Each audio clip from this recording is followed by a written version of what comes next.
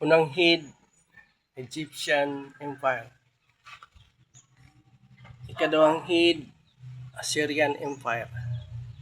Ikatulong head, Babylonian Empire. O naghari sila 586 BCE. O yung ikaapat nga head, Persian Empire. Naghari po sila sa 500 BCE. O ang ikalima nga head mao ang Roman Empire. O naghari sila, nakuha nila ang 70 BCE. Mao'y gibungkag nila ang the second temple nga gipatukod sa panahon ni Zerubbabel, kaliwatan ni Abraham. So, ang ikaunom nga head, political and religious empire. O ang ikapito nga head, kini wala pa mahitabo pero umaabot ang completion nini ang katumanan ini sa lingkod na ni Antikristo dito sa third temple. Mao kini ang katumanan, the Antichrist Empire. Mao kini kapito nga ulo. So, ang atong topic nining taknaa sa buntagon, nagahisgot kini sa 7 heads and 10 horns. O kini atong pag-istudyohan, pagatun-an ang isakto nga interpretasyon sa Biblia. Mao man gani nga ang 7 heads, 7 din ay ka-empire, o ang napulo ka horns mao ning napulo ka nasod nga misubmitar ngadto sa mapintas nga mananap. What is the purpose nga kinahanglan man nato mahibaw-an nga ang insakto nga paghubad sa Biblia, kay ang uban nga mga na naghubad naghisgot man sa kanang ginatawag og kini daw 7 heads og 10 horns. Kuan daw ni dako daw ni kaayo nga bitin, nagsanga ang iyang ulo, 7 ka buok og naisungay nga napulo ka sungay, no? Dili na literal, no? Kundi that is symbolical or parable or metaphor ang gisulti sa Biblia. Na ay mga metaphor, na apoy mga literal dinhi sa libro sa Revelation, the book of Revelation, ug ang atong teksto mahitungod niini naana sa Revelation. Teksto nato Revelation 17:12 hangtod 13. Wala yung naghahisgot og 7 heads and 10 horns. Ug uban pa nga bersikulo nga nagasuporta nini, Revelation chapter 13 verse 1, Revelation 17:3, 7 ug 9, ug Revelation chapter 12 verse 3, ug Revelation chapter 17 16 to 18. Nao ng mga bersikulo nga nagasuporta sa pulong 10 nation, 7 head and 10 horns. O kini atong mabasa usab sa dihang ang 10 ang lima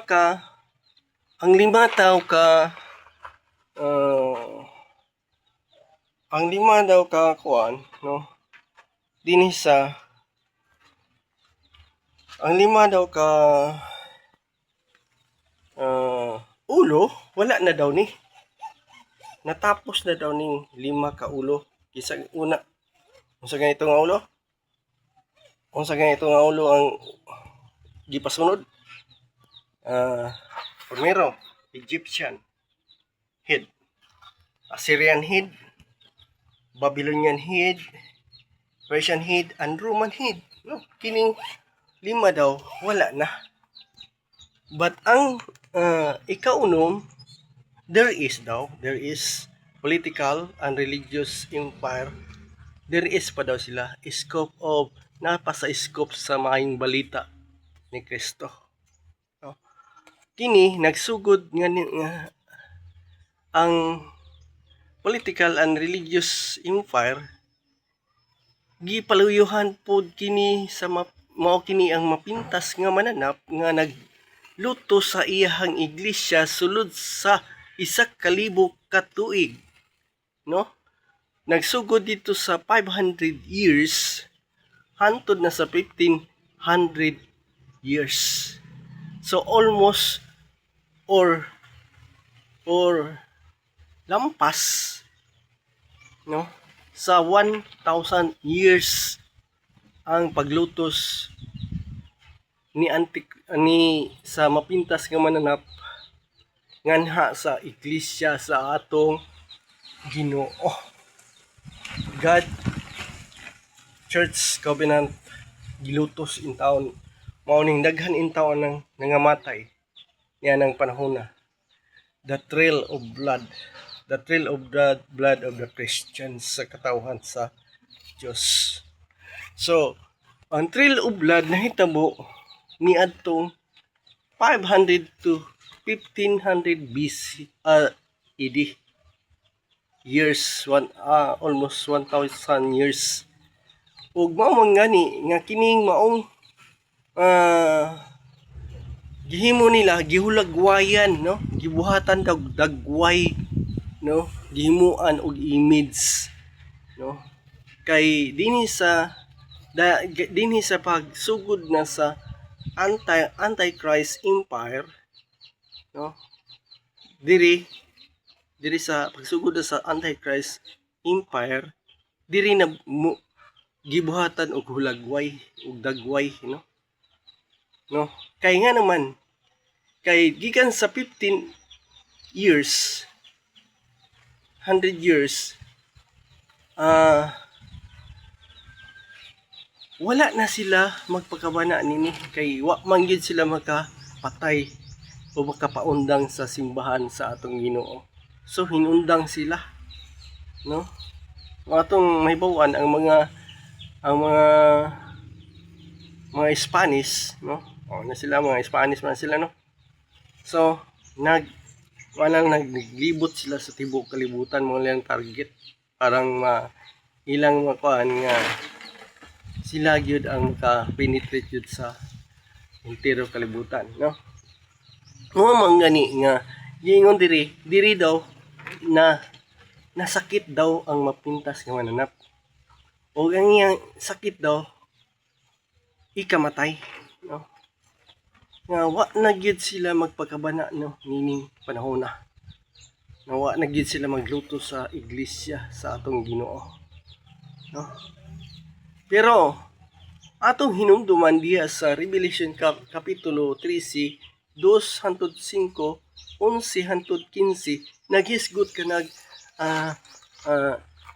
larawan nga gibuhat daw og ang dili daw og ang larawan dinhi, no, larawan hulagbuhay, no, hulagbuhay diri ang trabaho sa mapintas nga mananap, hulagbuhay diri gibuhat po diri, no, ug labaw pa manggani ang gihimo diri ang hulagway sa larawan, no, hulagway sa trabaho sa mapintas nga mananap naa diri gibuhat labaw more than pa dinhi sa trail of blood sa mga Kristohanon. So mamatay na ta to pero alive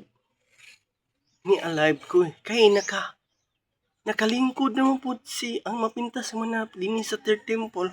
So mao pay pagsugod sa ilang paghari tungod kay ang istrinedry dili pud makalingkod ang si Antikristo dinhi Antichrist empire unless nga ang restrainery pagakuhaon. Kinsa may restrainery sa first week or sa pre-tribulation, sa dili pa maabot ang pre-tribulation. Kinsa man ang restrainer. Ang restrainer ni mao ang balaang Espiritu Santo nagpugong o paghawa sa balaang Espiritu Santo hins nakasulod dayon si Antikristo dito sa third temple ug maupoy pagsugod niya hari dinhi sa Antichrist Empire sulod sa 7 ka tuig nga paghari ni Antikristo. Mao na nang ginatawag og 7 years Great Tribulation, the reign of Antichrist. Mao na paghari ni Antikristo. Dinhi ang 7 head ug ang 10 horns mao kining mga nasura misubmitar kini Italy, Spain, France, Portugal, Germany, Austria, England, Tunisia, Greece, Lebanon manugyan ngadto sa mapintas nga mananap. Kung unsa ang decision sa mapintas nga mananap, ilang itugyan ang ilang kaugalingon. Mao man gani sa pagkakaron ang England, no? Ang UK naguna-una no? Sila na naguna nagpasiug na sa katong ginatawag og digital ID, no? Sila maunay mando sa best ngadto kanila, no? Nga ilang himuon o kining napulo mo palo na po ni dayon, no? O ang mga bersikulo ni ana mao kining Revelation chapter 17 verse 12, 13, Revelation 13:1, Revelation 17, 3, 7, ug 9, ug 16, ug 18, ug sa 12, 3 sa Revelation, diha na tumakit-an ang 7 head and 10 horns. 7, it represents that the 7 empire, no? O 10 nation. Mao na paghari ni Antikristo. Yan ang panahon na. Og dinhi kay mihari naman ang mapintas nga mananap sa pagsugod sa 7 years tribulation. Ang mapintas nga mananap, no? Mapintas daw nga mananap nabahin pud sa duha. Matud pa sa Revelation chapter 13 verse 11, ang mapintas nga mananap adunay duha ka sungay. No? Adunay duha ka sungay, no? Unsay sungay sa mapintas nga mananap? Ang unang sungay daw white, ang ikadahang sungay black, no? O kining duha ka o kining best mapintas nga mananap naay puti, no? Mao ni ikapito nga Antichrist Empire, ikapito ni siya. Og nabahin nahimong 8 tungod kay milingkod pod si Black nga ikawalo daw siya, no? Og ato nang mabasa diha sa this is sa Revelation 12:18 mangani o dinhi sa Revelation 13:11 hangtod sa 15, no? No. Mao na nga ang mapintas nga mananap na bahin di ay sa duha. Ang isa 3 siya ang midumala sa 3 ka tuig og tunga sa gikan sa pre-tribulation hangtod sa med. Og ang isa pod black siya pod ang hari sulod sa 3 ka tuig og tunga gikan sa middle tribulation hangtod sa post tribulation, no? Mao na nga ginatawag og two horn ang naghari sulod sa 7 ka tuig, no? Nga kasakitan sa mga nagbarog sa pangalan sa atong Ginoo. Og sila naghari sila nini, no? Mamanggani ang Revelation chapter 11 verse 15 nahimong ang gingarian daw ni Antikristo sulod sa pito ka tuig become the kingdom of our God. Revelation 11:15, no? O paghari ni Hesus Kristo dinhi, diha na pud sugod ang iyang pagsakit sa nagdawat sa marka sa mapintas ko na, no? O ang tanan nga na nagdawat sa marka sa mapintas ng mga mananap, paingon jud in taon sa impyerno. Linaw nga kalayo. O matagamtaman pa nila ang katong nagdawat sa marka sa mapintas ng mananap, matagamtaman pa nila diri sa mid tupos ang first woe, second woe, third woe. Mao kining unang woe, 7 seal, 7 trumpets. Mao ganing pagkalas sa last trumpet nga ikapitong trumpeta, mamangon na ang diha naa kang Kristo. Ug kauban sa mga Israelinhon natagag Espiritu sa Dios aron moadto sa mga panganod, no? Sugat ngadto kang Kristo. Diha og ang ikatulo nga wo mao na tong kaligot-got sa Ginoo, the 7 vials of the wrath of God. Pero ang iyang mga katawhan, iyang simbahan naa na diri kasluno na, no? O gikasal na. O ang iyang mga visitor sa kasal mao tong katong nangamatay nga nagpalunggo sa liog, no? Mao to ang mga visitor sa kasal sa kordero, no? Og kining maong 7 years, 7 heads og 10 horns nga ato na kining may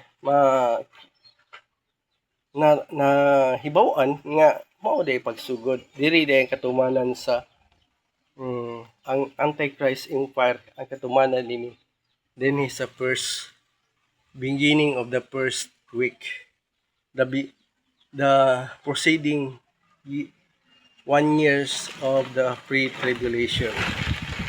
So dili si Kristo ang niabot dinhi, kundi si Antikristo nga milingkod dito sa templo sa Dios og mauusab ang iyang paghari dinhi Antichrist Empire, o kini gibahin sa duha ka mapintas nga mananap, the white and the black. O dinhi lang taman ang akong mga explanation mahitungod sa the 7 head and the 10 horns nga mao ang pito ka mga empire o napulo ka mga sungay nga mao ang napulo ka nasod nga misubitar ngadto sa mapintas nga mananap, nga nagpalayo nini mao si Satanas, the great red dragon, the Abaddon, the Apollyon, no? The devil, the Satan, the great red dragon. Dinhi lang taman ang explanation ang Dios magapanlangin kanato in Jesus Christ's name. Amen.